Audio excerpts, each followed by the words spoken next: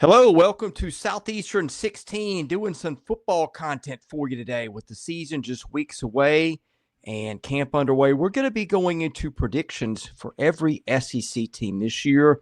Each of us will be making a prediction on SEC teams, so we're looking forward to doing that. So before we get there, Jay Greason, I know FanDuel, they are our sponsor for this year. You can get everything and more than you ever imagined at FanDuel right now. I know, unfortunately, you've been doing pretty well betting against my favorite baseball team, the Atlanta Braves. Yeah, they smell like a foot, Chris. It is FanDuel's got everything that you want, especially right now. Brian Edwards on this platform on Southeastern 16, kick around once a week. Team totals over and under. We've only got one left, and that's the Vanderbilt Diego Pavias. So follow the content, and FanDuel's got everything you could possibly want. I am stunned at how short Arch Manning's Heisman odds are at plus 600 as of this morning. But hey, know this.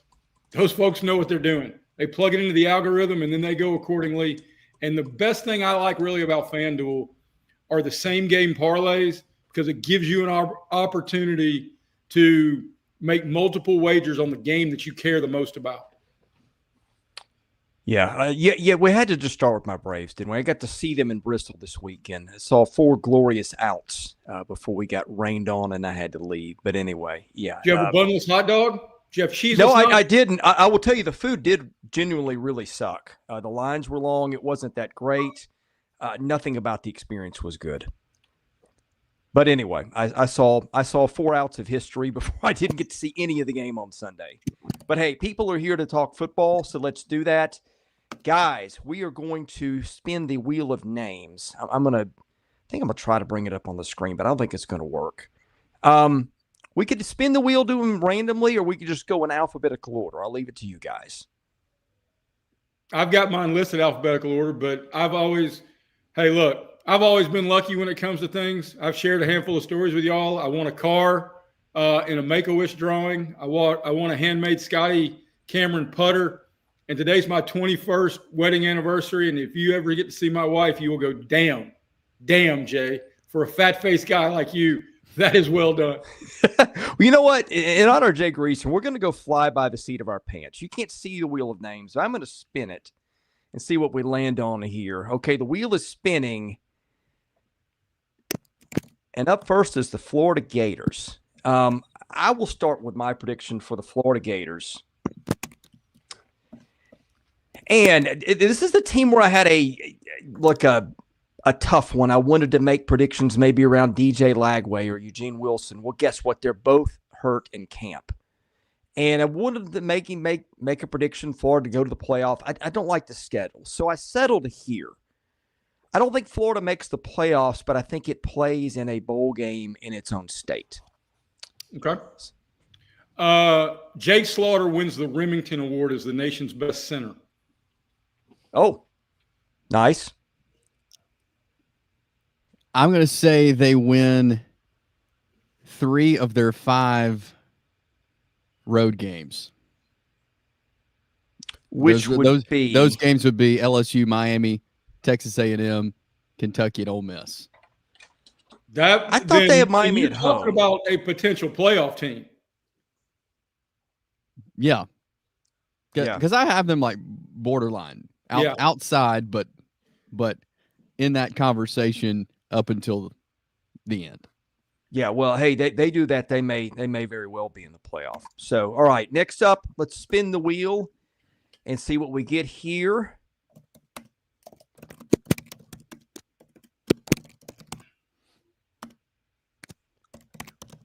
The Texas Longhorns. I think this will be one of the easier ones.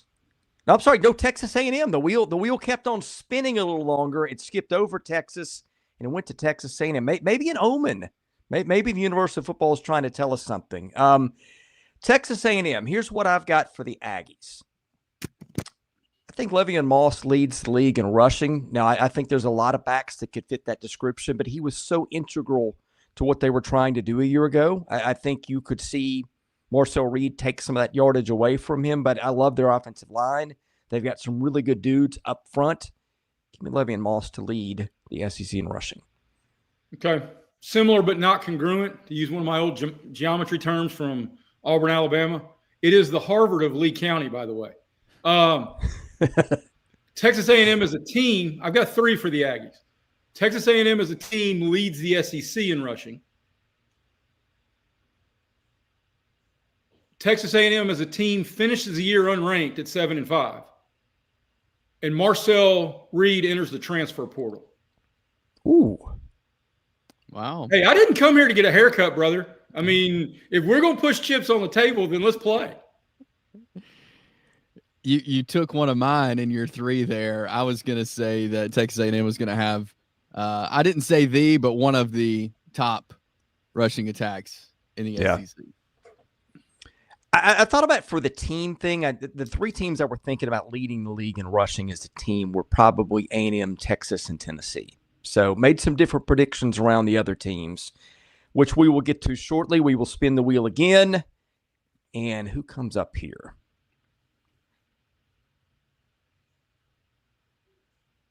The Oklahoma Sooners are next on the board. My prediction around Oklahoma, and I've got some doubt about him because, again, I pointed out that I didn't think he played his best games a year ago when Washington State played the better teams on its schedule. But I'm going to go with John Mateer leads the SEC in total offense. Certainly he's going to get opportunity there. He threw for 3,139 yards a year ago and ran for 826.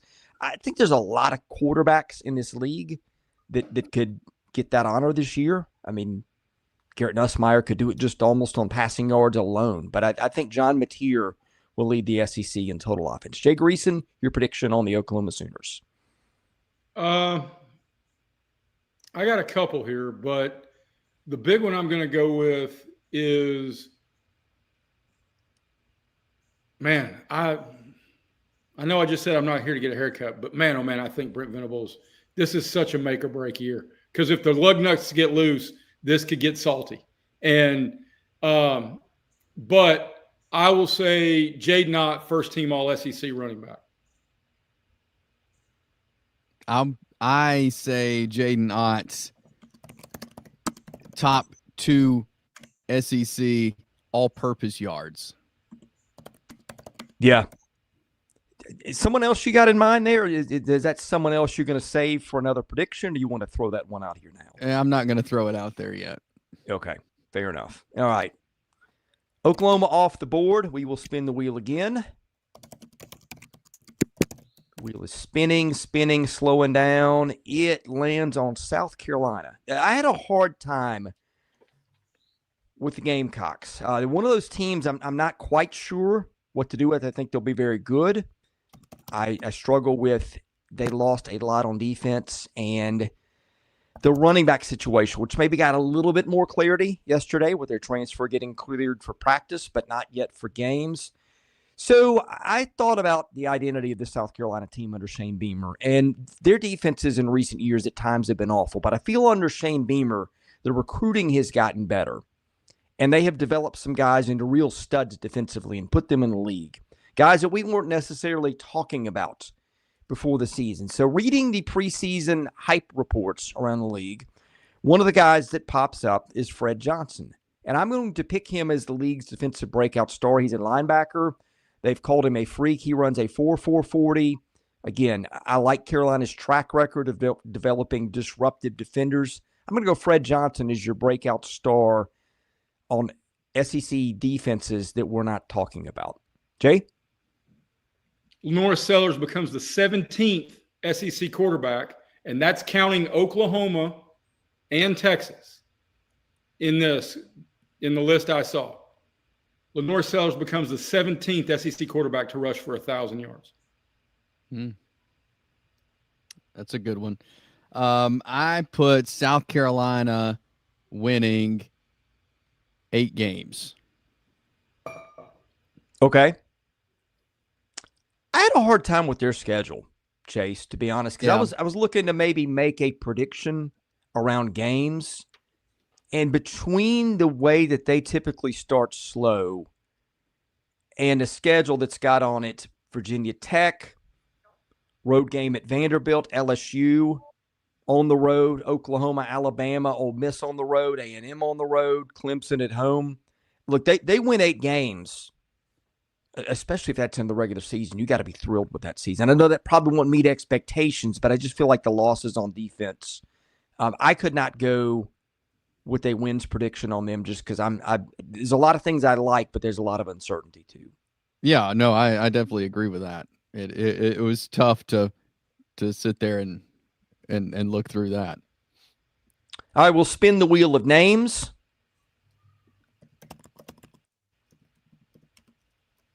And we come to Vanderbilt. I'll lead off on Vanderbilt. I think Vanderbilt has another winning season. The schedule will not be easy, but was relooking at Phil Steele last night. According to his metrics, Vanderbilt is the most experienced team in the country. I think they got some winnable games in September to help boost the win total. I'll take Vandy to have a winning season. Again, not sure if that's going to be 6-6 and get the 7th in the bowl game, but I'll go there with the Commodores. I will take Vandy at 5-7 with Auburn upsetting the Fighting Pavias, which would be Hugh Freeze's first career win over Diego Pavia, which is amazing to say in multiple stops. I had a feeling it was going there. All right, Chase Robinson. I've got Vandy going bowling. I've got them winning bowl game. Capping off another good season. Yeah. So same page with Vanderbilt. I think it's a pretty steady team. I don't know if it's got the star power.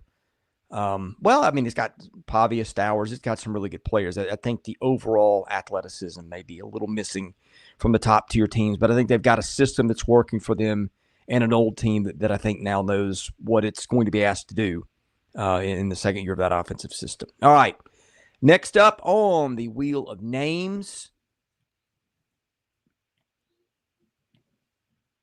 we'll keep it in state, the Tennessee Vols. And one thing that I've noticed about Tennessee, like a lot of the talk and the questions around offense, which, look, when things go the way they went in Knoxville with the Nico departure and all those things, that's where the focus has been. But I look on that defense, and my goodness, they were very good a year ago, and I know that they lose probably the most talented guy up front in James Pierce Jr., but what they bring back is a bunch of guys, particularly in that front seven, who did really good things for them. Joseph's, Caleb Herring's back for another year. I know he's not one of their stars, but he's depth. I mean, a lot of names. They're not maybe names that are household names in the SEC, other than Jamad McCoy in the secondary. But I just think that the way that they have played defensively up there, they were really good a year ago. Tennessee did it with depth. I think they do it again with depth and continuity. I will take Tennessee as a top 10 total defense and a top 10 scoring defense, both for this season.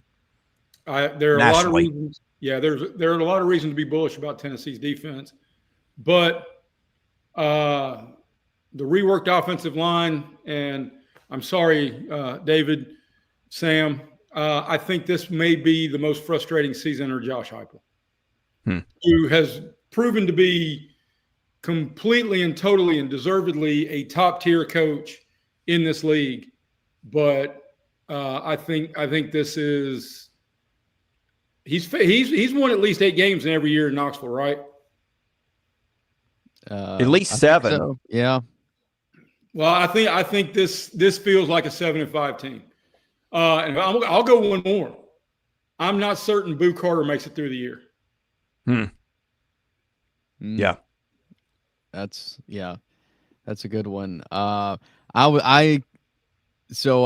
put that the defense is going to keep them in games, and I usually leave the let Jay be the one to be down on teams, but I did write down like this is going to be the worst offense under Josh Heupel at Tennessee. All right, I'm not down on teams. But it makes me think back to all the hubbub when Reese Davis posted that like the SEC was 52-52 in basketball since the conference started. Guess what? That's what happens when you play 80 or 12 games against league teams. Somebody's not going to win. I think we blamed the wrong guy, didn't we? There, I don't think that was Reese Davis, was it? It may not have been. No, it was what's he does baseball tonight, or used to do baseball. Carl Ravitch. Carl Ravitch. Carl Ravitch. Yeah. That's one of those you probably should have caught before you hit send, but that's what makes the world interesting. All right, we'll spin the wheel of names again. We're down to, I believe, 10. So next up, as we spin the wheel of names, and boy, it's spinning. We got the Arkansas Razorbacks up next. I'll take a page from Chase's playbook. I hate to be negative here, but I just think that Arkansas replaced so much on defense, and I'm not sure where the playmakers are outside of Taylor Green. Now, look, I know what kind of offense Bobby Petrino can run, and I know last year you changed the turnovers, and maybe their season looks different. So I've got some optimism for Arkansas. But I look at that schedule, and I'm just going, man, where in the world do the wins to get bowl eligible come from? So I've got Arkansas not getting bowl eligible this coming year. I know that's not a shock. That's not a bold prediction, but I just think that's where that season's going to settle. Taylor Green plays himself into a first-round quarterback pick. Oh. Nice. My prediction is that Sam Pittman does not make it through the year, it does not go well in Fayetteville this year. Yeah, I thought about that one. I think the money could be an obstacle. I think he's got 2 or 3 more years left on his deal, and a lot of money is going to basketball and maybe baseball. So yeah, that's one. Like, I think if it does not go well for them and they don't make a bowl, I think hot seat talk will be there. Do they make the move because of money? I don't know. Jay, you're the one that kind of turned me on to that. These schools are spending a lot of money on other things, and these coaches have pretty obscene buyouts. They do, but the obscene buyout is one thing, but the thing you cannot afford is to deliver fan apathy, and the local businesses can't stand for it. Think how many. I mean, granted, Fayetteville is a lot bigger economy than most of us realize, because of Walmart and the chicken and everything else. But you can't afford to be perpetually mediocre, because then nobody stays Saturday night. They don't go out and celebrate. They don't buy the merch. All of these things go into the economy of most of these small towns across the SEC. And if you're fighting to go 5-7 and celebrating 6-6, people aren't going to spend the escalating prices. I mean, did you guys see the story about Tennessee basketball? The guy who wrote the letter to the editor to the Knoxville Sentinel, whose basketball season tickets he's had since like 67, and he donated to the original building of Thompson Bowling Arena, and his ticket prices went up like 316%, and he's 88 years old and on a fixed income. He wrote a letter to the editor saying, look, I just can't afford that. So, I mean, Tennessee's at least open enough to say, we're putting talent fees in your season ticket prices because they know they've got to fund NIL to stay competitive. But this is – it becomes eye-popping to think, how in the world can these people how can these schools afford to pay Jimbo Fisher $70 million not to coach? Well, you can't afford whatever it's going to cost for Jimbo Fisher to coach, and there's 62,000 people in a 100,000-seat venue in College Station 8 Saturdays a year. Yeah, I have a good friend lives in my neighborhood. His father's been a season ticket holder since the 60s. Same thing. They had to downsize their ticket packages, and they're not poor, but just because it's getting so dang expensive up there. And as Sam put, Danny White better win because he's ticked some people off, which Danny White's done a pretty good job of winning since he's been in Knoxville. So Don't bet against that continuing. But anyway, that is an interesting thing to watch. And I do think the money crunch is just kind of a storyline in college football as a whole. All right, we'll spin the wheel. We're down to 9 teams. The wheel is spinning, and we have landed on the Missouri Tigers, a team that I think a lot of people are sleeping on. And my prediction for Missouri, and again, some of this is schedule. Some of this is I think they're pretty good. But I think Missouri wins 10 games again this year, at least. That'll be the first time in program history that Missouri has won 10 games. 3 years in a row, if that happens, that is my prediction for the Missouri Tigers. Jay Greason? Let me ask you this. 10 games in this league, are they a playoff team? Potentially. 10 wins in this league, unless there are way more 11-1 and 12-0 teams across the country. Yeah. 10 wins in this league gets you into the playoff. Well, I was giving them 10 with the bowl game. Okay. So I don't know if they'll get there. I was taking the safe route. If it's the other way, then you're right. I think Missouri's good. I think there are a handful of coaches in this league that I perpetually ask, is Coach X good, or is Coach X good enough for where he is? It's hard to not put a whole lot of stock in how good Drink is. Mm-hmm. I mean, because Texas and Oklahoma have only been in the league 1 year. Missouri's got the second most wins over the last 2 years in the league, only behind Georgia. You want to win a bar bet, ask some SEC fans that. And I'm going Ahmad Murray. Ahmad Hardy. Huh? Hardy. I don't know why I said Murray. But I got him leading the league in rushing. Yeah. Thought about that one too, Jay. I have Missouri at 8 games, 8 wins. I think they the schedule's tough. I think down the stretch they drop a couple, but I've got them at 8 wins. Yeah. All right, we are halfway through the wheel of names, which means it's time for a little love for our sponsors. Justin, no, I don't think they've got a horns down design over at Game Time Sidekicks. What they do is have, hey, we need to give that to their some of marketing those. companies. If you've got heckle cups, that's an untapped market.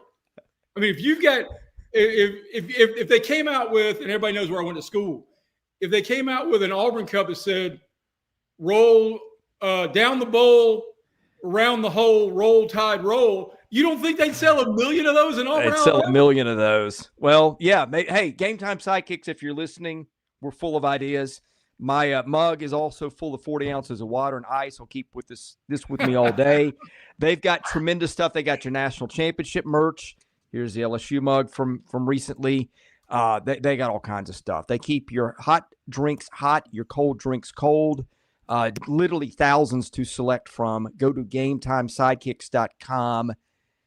SE16 gets you 20% off your entire order, and you can see Jay drinking from his.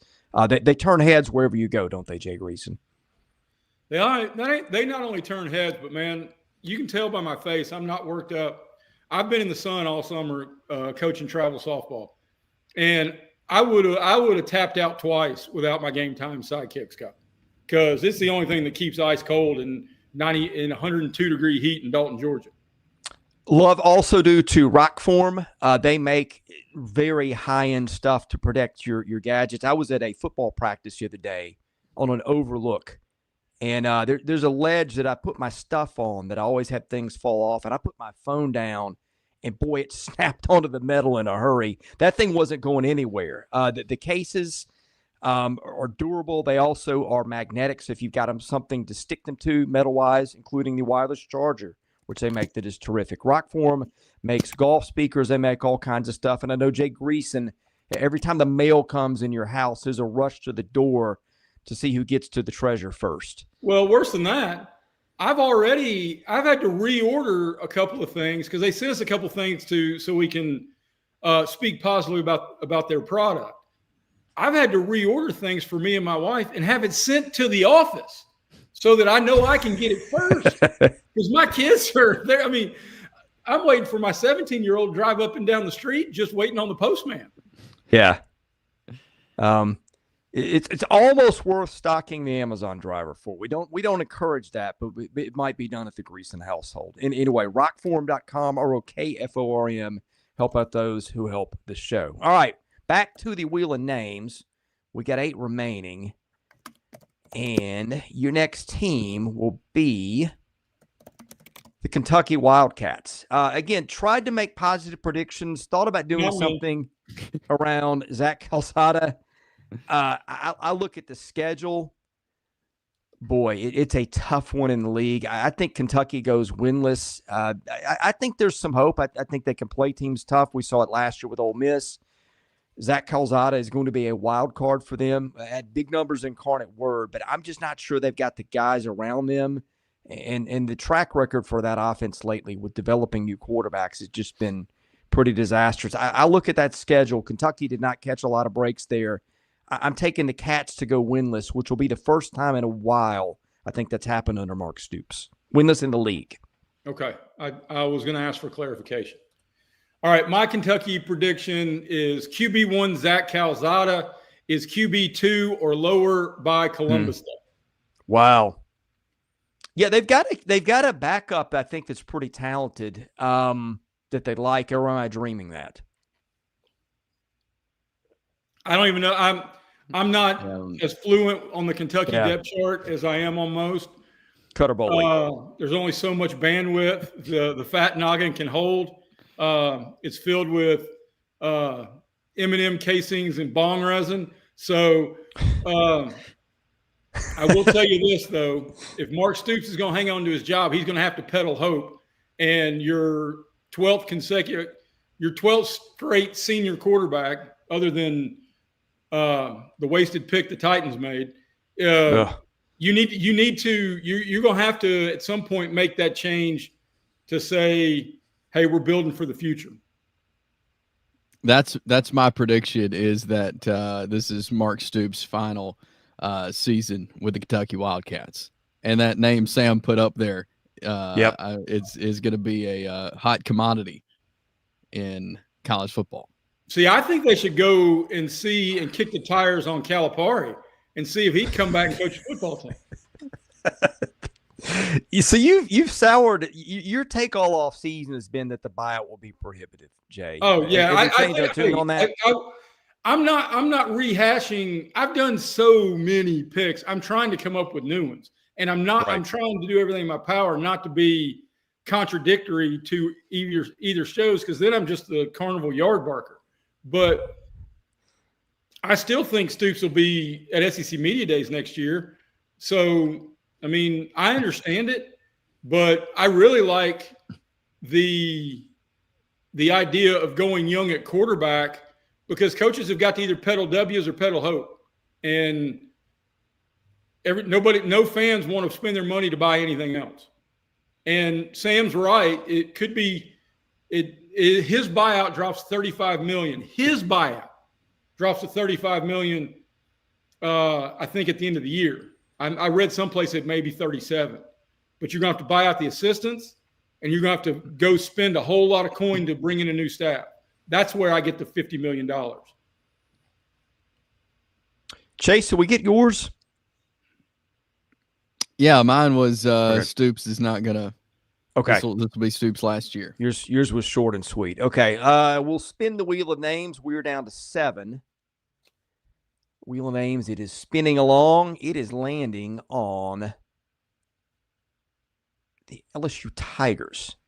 I'm going to repeat a prediction I made, and I've gone back and forth on LSU in the playoff. And I just can't make up my mind. But I tell you what, I can make up my mind. I think Garrett Nussmeier is the best player in the country. I think he wins the Heisman. Okay. On an earlier show, I had 2 SEC quarterbacks invited to the Heisman, and he was one of them. The other one was DJ Lagway. But my LSU prediction is Brian Kelly loses to his arch rival, and Brian Kelly's arch rival is the season opener. So he continues to go the other Death Valley in season openers, but LSU gets to Atlanta and gets to the playoff. Okay. I've LSU's one of these teams I've been going back and forth on. My prediction is they win 9 games. They lose one, they don't get in the playoff, and they're at that nine games. Yeah, David says Nuss may not be healthy for Clemson. There was an early report on an injury, then maybe a little talk that maybe it was overdone. So I don't know where that stands. Heck, he might be more likely to win the Heisman if he doesn't play the Clemson game, the way that defensive line is, and the way they're breaking in some new tackles. But anyway, we'll go with that for now. Hope it's right, because you'd hate to see him get hurt. Okay, the wheel of names is down to 6. We shall spin it. It is spinning, and it lands on the Texas Longhorns. My prediction for Texas, I think Texas wins the SEC. I think some of that is scheduled. I don't think they win the national title, but I think Texas winds up as your SEC champion. I know we've got our great partners with FanDuel, and I don't want to betray them, but I'm going to give you a little betting advice here. If you are a Texas fan and you want to put your money on Arch to win the Heisman, this is not my prediction. This is just popped into my head because we're talking about Texas. I really need you to wait a couple of weeks, because right now the odds are impossibly low at plus 600. If they go and lose in Columbus, which is not going to knock him from the Heisman chase, they almost instantly go to plus 1,000, okay, because of the market overreaction. So just wait, because you're playing an odds game when you put your money in. It doesn't have to be, I called it in August, that you're not getting rewarded that way. You're always looking for when you can maximize odds, and you maximize odds through chaos, because when there's unknown, then the algorithms and the guys who are smarter than us don't know either. So look for, if that's what you believe and that's what you want to bet on, then you wait, and you wait for a little while till Arch evens back. He regresses to the median. And in that way, you're maximizing your earning potential. So I'm going Rhett Wingo, first team all SEC wide receiver. Ryan Wingo, not Rhett. Yeah. I grew up with a kid named Rhett Wingo, actually. He was a terrible guy, punk, complete punk. But Rhett, if you're watching, I forgive you. The Ryan Wingo, first team all SEC as a wide receiver. All right. I've got Texas winning the SEC, but not getting to the national championship. But I also have them beating Georgia, and that was the hump that Texas could not get over last year. But I do have them beating Georgia in the regular season, and I think they'll be happy for that. We need the wheel. You know what we need? We need a wheel of J or wheel of grease, and I don't know which we'd call it.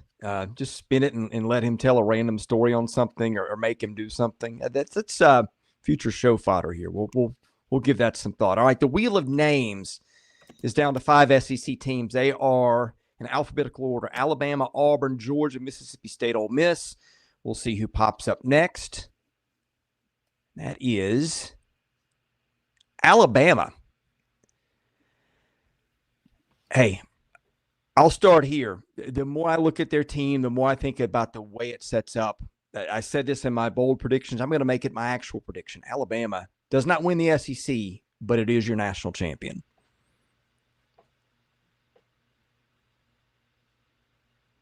Wow. Caden Proctor wins the Lombardi Trophy as the best offensive lineman in America, or as the best total lineman in America. And he'll be the first non-quarterback picked next April. That dude is a mother. And if this coming from an Auburn guy, I don't know if you guys read Bruce Feldman's Freaks of College Football on The Athletic. Mm-hmm. The numbers he threw up, I mean, Chase, I said it on your radio show earlier this week. His bench, squat, and clean combined total was more than 2,000 pounds. And then he walked over and did a vertical leap at 366 pounds at 32 and a half inches. What? That dude is he's going to be on the Mike Mamula Rushmore of guys who completely dominate the underwear Olympics, known as the NFL Combine in Indy. Wow. Yeah. Those numbers are crazy. My prediction for Alabama, and Ty Simpson, one of the top passers in the SEC. I believe in him. Yeah. I know a lot of people don't. I believe in him. I believe in everybody around him. I don't believe in him. I mean, I believe in everybody around him, but see, here's the thing. It's funny how we go back and forth. And N3 rule I don't know what that handle is. It was talking about the college hype machine and how it works with and that's not, I don't know if he was talking about Ty's decision making there or not. Earlier in the chat, he made a very fair point about the hype machine has consumed Arch to a place that I don't even think the Mannings expected this much hype. I take the same prism with Gunnar Stockton, Ty Simpson, and Arch Manning. Look, they were all 5 stars. And yeah, does Arch maybe run a little bit better than the other two? Okay. But we got to take Jackson Arnold was a 5-star. Okay. I mean, do the first 3 I mentioned have great dudes around them? Absolutely. They have unbelievable rosters in Athens, Tuscaloosa, and Austin. But I'm taking a wait and see on all 3 of those guys. And I'll bet you take those 3, and I'll take Sellers, Mateer, and Lagway, and I'll bet you $20 which one of us has more of the first 3 all-SEC team quarterbacks at the end of the year. What's the bet again? You get Stockton, Simpson, and Arch. And I get Sellers, Simmons, and Lagway. Mateer, Lagway, Sellers. The only thing that really scares me about Sellers is Mike Shula is the offensive coordinator at South Carolina, and that is the most underreported bad news for the Gamecocks that I've heard all offseason. Yeah. Ty Simpson's a polarizing opinion guy. I just think that, like, his dad was a coach, was a top 25 prospect out of high school, been in the system. It's a system that develops quarterbacks. He's mobile. I like the pieces around him. Those do matter too. I could bomb because of that, but I don't know. I just have a feeling it's going to work. Yeah, I do too. I mean, Chase, you and I talked about this. I think it's going to work because I could play quarterback behind that offensive line and with those wide receivers. I mean, he's gonna throw 7 bubble screens a game and get 100 yards passing. Right. I think that, the thing on him, like, why didn't he beat out Milroe before?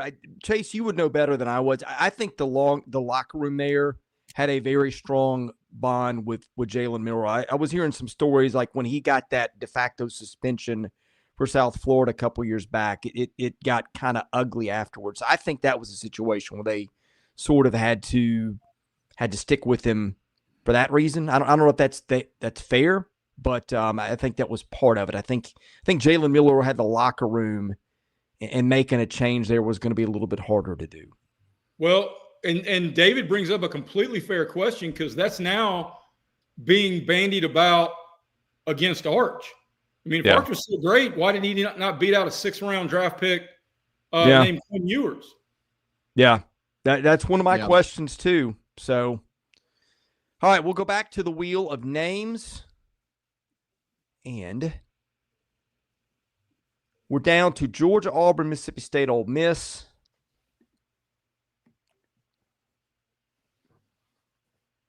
And we land on the Bulldogs of Mississippi State. Almost landed on Georgia.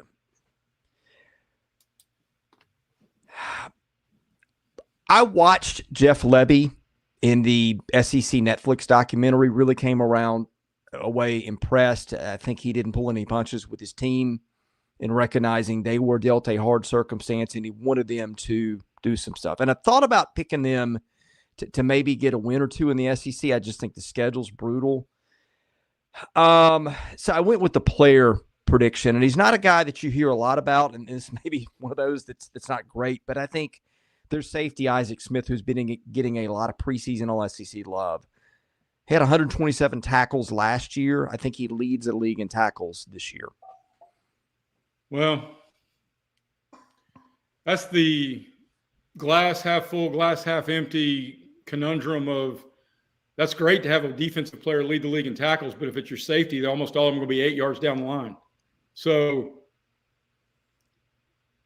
mine's going to be that in this league, I'm going to change that. I'm going to change that. I tell you what, I'm going to go out on a huge limb right here. They're going to ring cowbells in Starkville. Thank you for your insight, Jay. well, my original write down was that behind that line that Blake Shapen was going to have a hard time making it through the year, but I don't want to put that negative voodoo out there. Because if he stays healthy, I think Blake Shapen will lead the league in passing attempts. So, yeah, I mean, I feel for Sven and a whole lot of our Mississippi State fans on here. It's just a tell kettle of fish, because I was in the stadium when Mike Leach theoretically ended Harson's career when Mississippi State came back from like 31-3 down in Jordan-Hare. So, I mean, I think Mike Leach was going to build them to a Jackie Sherrill level of this is a 7-8 win team every year, and we get a couple of upsets, and we're talking about a 10-win team. And what they've got now is they'll be lucky to win an SEC game. My prediction, they win 2 SEC games. Oh, okay. You. Yeah. Look, man, you are so positive. Your wife must love you. I mean, even on my anniversary, my goodness, we have a phrase around the house because I used to do a radio show here. She tells me, all right, it's time for Radio J to be turned off because I can just start chatting and chatting and chatting. It's time for Radio J to go away. Okay. Sam asked a fair question, Chase. Who are the two? Arkansas and Missouri. Okay. Arkansas is the one I can see, but I think that one's on the road. See, that's the problem I had. I was going to go there. Like, there's nothing about their schedule is easy. They open with Southern Miss, which Charles Huff just took that job and took his Marshall team with him. That's an in-state rivalry. Like, I think they'll win it, but, like, even that one is suddenly sneakier, harder than you'd think. Arizona State, week 2, returning playoff team. Northern Illinois in week 4. Thomas Hammock, pretty good coach there. And look, they beat Notre Dame a year ago in early season. And the problem I have with their schedule, Chase, is I could argue that almost all the teams on it outside of Arkansas are top half of the SEC teams. Now, some of them are fringe, and they don't play Alabama. They don't play Texas. But, I mean, Tennessee, A&M, Florida. I'm sorry, they do play Texas. Georgia, Missouri, Ole Miss. I just, boy, if they win 2 SEC games, you may be giving my SEC Coach of the Year to Jeff Levy. Chase is laughing at something.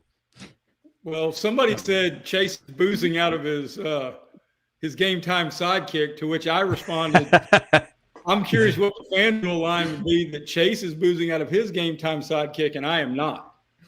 Yeah, I would give that plus about $1 million. But anyway, we'll spin the wheel of names. Georgia, Auburn, Ole Miss are next.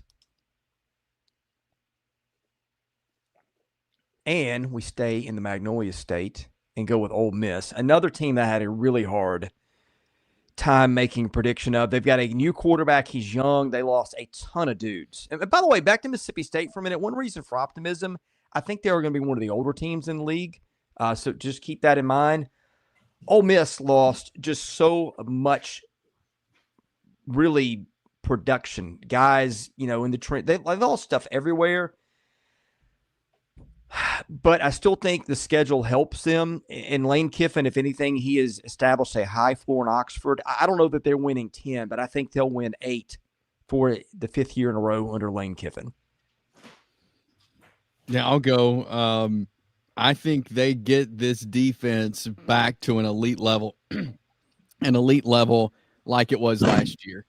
Their defense was really good. I think they find a way to keep an elite defense in Oxford. The Austin Simmons throws for more yards than Lenore Sellers and occupies one of the 3 All-SEC spots at quarterback. Wow. Well, if they do that, we may be talking playoff. But one thing I thought about them is they might have like more guys catch 25 passes than anybody in the league because, boy, they got a bunch of dudes who caught passes other places. And he's really talented, very mature. That's a guy that you could bet on. I just think there's some, there's a lot of pieces missing from a year ago, but they do have some studs on defense too. I thought about making a Centarian Perkins prediction for maybe Defensive Player of the Year, but I'm just not sure they're going to be that marquee team. We'll see. They're going to be interesting. All right, back to the wheel. We've got Auburn and Georgia left. Up next is Georgia. It means Auburn's last. Could be an omen, Jay Greason. The Georgia Bulldogs.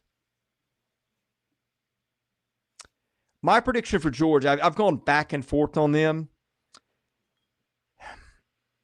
I have questions at quarterback. I don't think Stockton's bad. And it's just they don't have the name explosive playmakers they had years ago. And they really don't. Well, they have a lot of names on defense, but they are super talented up and down that defense. They're just really young. And that's where I get stuck. There is a lot of conflicting signals with Georgia. I don't think they bring home any hardware, but I do think they make the playoff with all that talent, particularly on the defensive side. So that's my prediction for Georgia.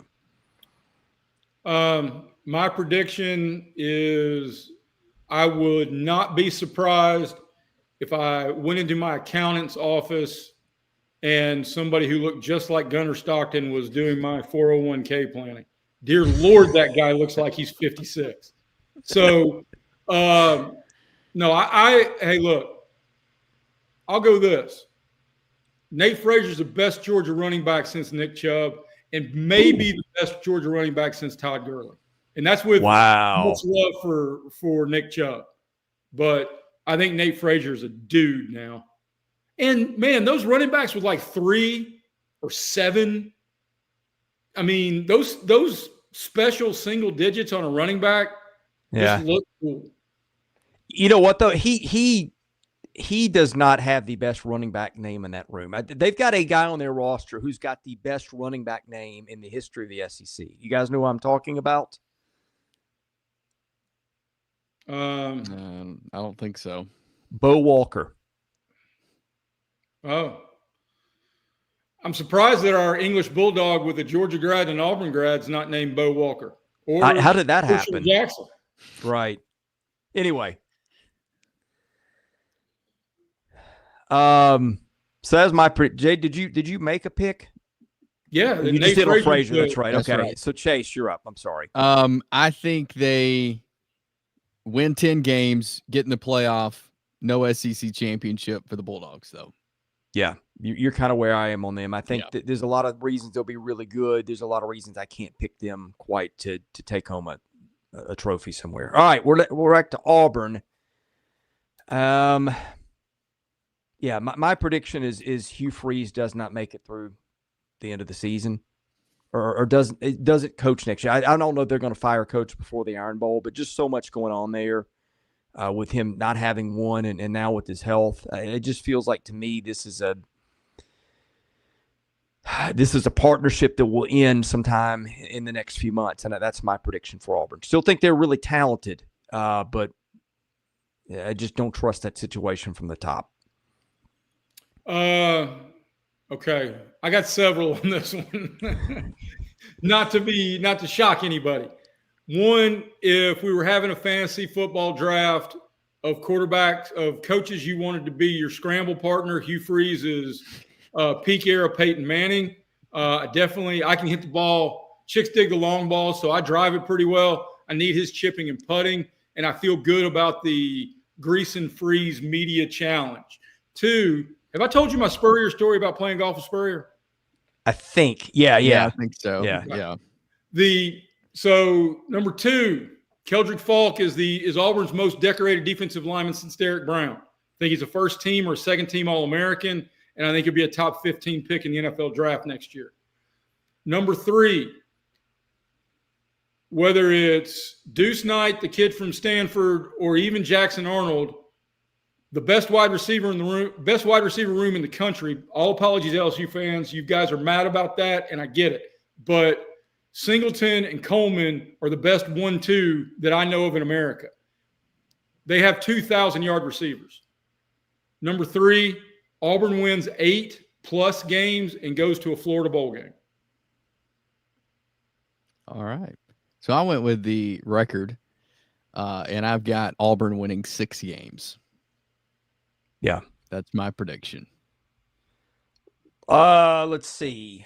Schedule looks like this. Hey, first game.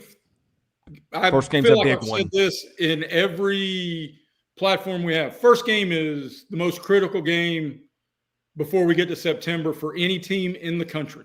And it's going to Baylor, who is good. Chase, I think we said it. Did we say it this week?